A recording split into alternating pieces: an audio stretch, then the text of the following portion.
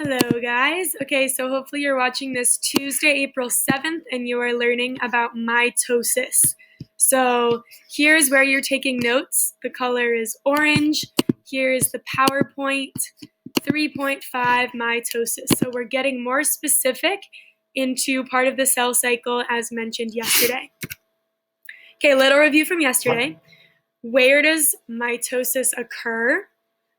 So it happens in somatic cells. This means all your body cells, your skin, stomach, brain, muscles, pretty much every single thing except for reproductive cells that make sperm and eggs.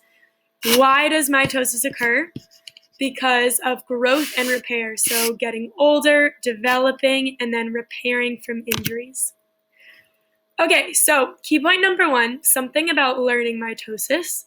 Mitosis is a smooth, continuous process. You can see from these GIFs how here's some chromosomes, here they're moving, here's a cell dividing, and it is a continuous, smooth process. Kind of like aging. So here's a cool time lapse. I don't know the story behind this, but you can see little pictures every single day stitched together. You can see a smooth video of a girl aging. Okay, but we chop it up into pieces and we learn mitosis in phases because that makes it easier to understand. So think about if you've ever made a stop motion video, something like this snowman or this fish, where you take a lot of pictures and you put them together and it makes a smooth video, but we are using chopped up phases in order to understand the different stages of mitosis. So, how many phases are there? There are 4. You can remember the acronym PMAT.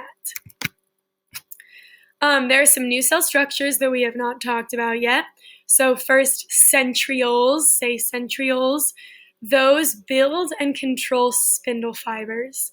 And then spindle fibers, those are these yellow things that come off of the centrioles. They attach to and they move chromosomes. I like to think of centrioles as a fishing pole and then the spindle fibers as the fishing line.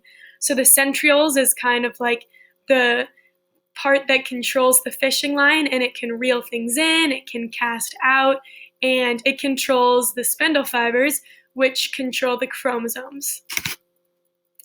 Okay, here's a little metaphor for mitosis. So you are a wildlife photographer.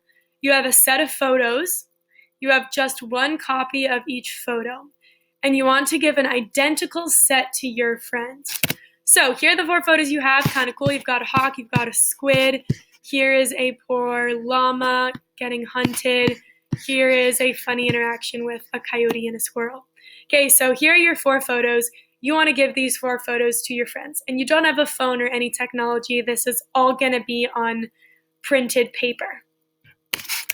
Okay, so first thing you do is you make a copy of each. All right, now you have 2 copies of each photo. Then what? Okay, then you spread them out. You check everything. You make sure that the second set that you're giving to your friend is good to go. You separate them, right? Because you're keeping one set for yourself. You're giving one set away. And then you organize it back together in a photo album. So there you go.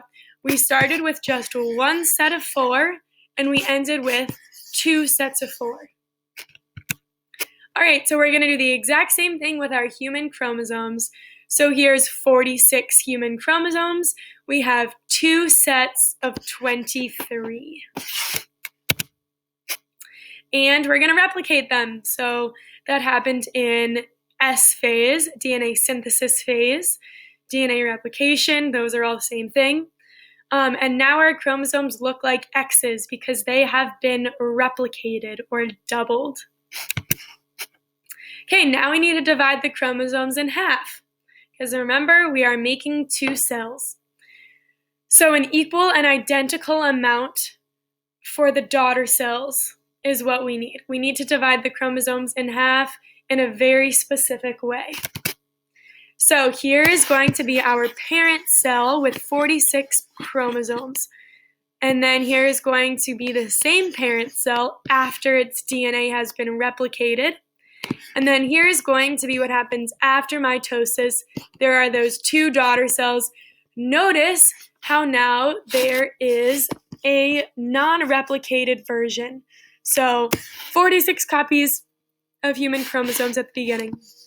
Now 46 replicated copies of human chromosomes. Now 46 copies again not replicated because cell division has happened. And when the cell has divided, the DNA has divided. Okay, so I'm going to draw out this example, and instead of doing 46 chromosomes, because it would be so messy you wouldn't be able to tell anything, I'm going to use 4. So let's choose this green one, this blue, pink, and purple.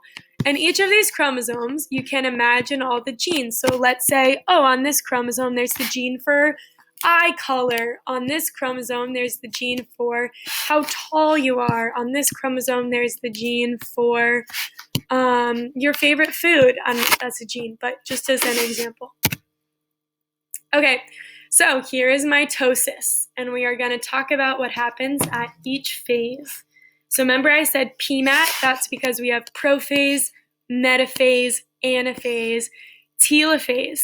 And this is the process of one cell separating its chromosomes and dividing into 2.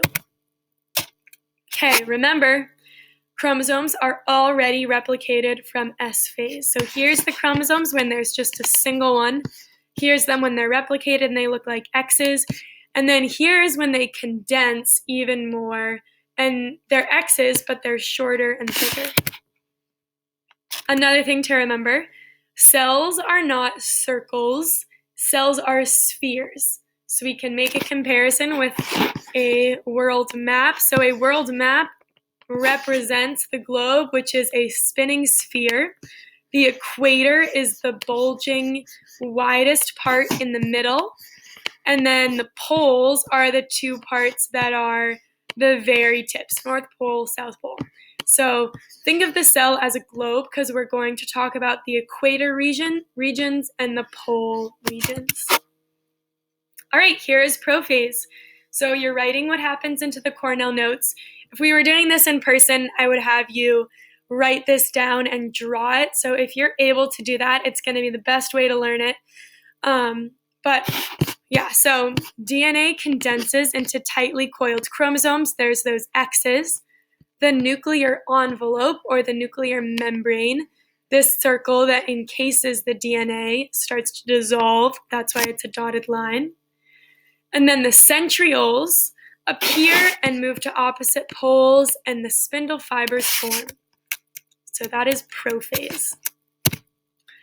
All right, next is metaphase. So the spindle fibers, remember these kind of fishing line type of things, attach to each chromosome. Chromosomes line up along the cell center or equator. Notice how some of the spindle fibers are attached to the chromosomes and some of them aren't, and they go straight across. And what those do is push the cell apart. So the cell has elongated, it has stretched. Now we are in anaphase.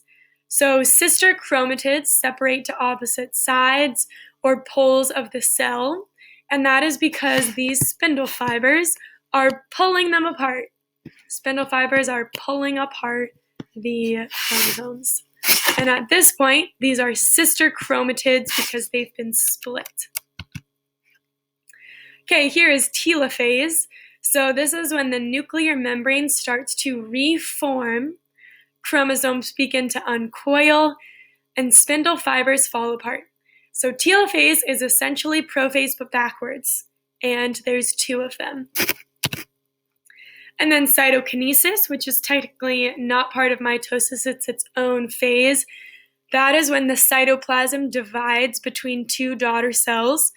Each of the daughter cells has a genetically identical nucleus. So notice how here are those 4 chromosomes, and it's identical. Same amount, same color, same everything. And then these cells will enter interphase and begin the cycle again. Okay, so here's a summary fill in the blank. Mitosis starts with blank number of cells and ends with blank number of cells. And the daughter cells are genetically blank, identical or unique to the parent cells. Okay, here's a cool thing. Here is mitosis happening in epithelial kidney cells from a rat kangaroo. And the colors that you see are different parts of the cell stained. So you can see here's interphase at the very beginning. All the green stuff is actually stuff outside of the cell. Purple looks like it's the cytoplasm. And then prophase, prophase, this is going to be when, remember, the DNA condenses. So you can see the chromosomes starting to form. All of the DNA is blue, stained blue. So here's the chromosomes. All of the blue is DNA. And then the spindle fibers are going to be green. So you can see when those form in metaphase, they've attached to the chromosomes, and then they start to pull it apart. So anaphase and metaphase look super similar here, but you can see there's a solid line of blue, and here it's separated. Telophase, that's when it stretches and it pinches apart, and then there's cytokinesis when it's fully two new cells. This is the type of thing we would look under the microscope in our classroom to see. This is in onion root tips. And you can see there's different stages of mitosis happening at each. So you can see interphase. Before it's begun, you can see prophase. This is kind of a grainy picture. You can see metaphase, where there's all of those lines of chromosomes in the middle. And then anaphase, they're pulling apart. Then telophase, opposite ends of the cell.